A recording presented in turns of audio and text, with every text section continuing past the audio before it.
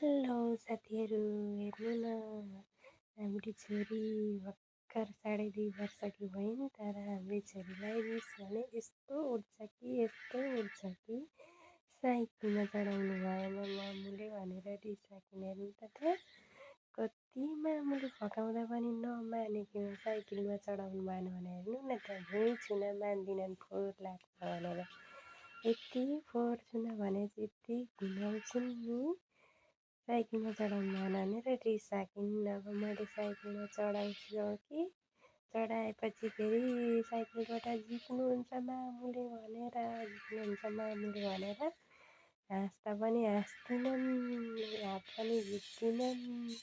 रहर हेर्नु न, रहर केटाकेटीलाई साइकलमा चढ्न। दादाले म पनि डोर्याउनु पर्यो बहिनीलाई भनेर दादाले पनि डोर्याउँदै हुनुहुन्छ। दादाले डोर्याउँदा पनि त्यस्तै गरेकी साइकलबाट झिक्नुहुन्छ भनेर क्या। म चाहिँ यताबाट भिडियो बनाउँदै जिस्काउँदैछु, हाँस न छोरी, हात झिक न, केही हुँदैन, लडिँदैन, हाँस न हाँस भन्दै जिस्काउँदैछु कि मर्दा हाँस्दा पनि हाँस्दिनन्, बोल्दा पनि बोल्दिनन्। भरे लास्टमा मुसुक्क हाँसिदिन्छन्।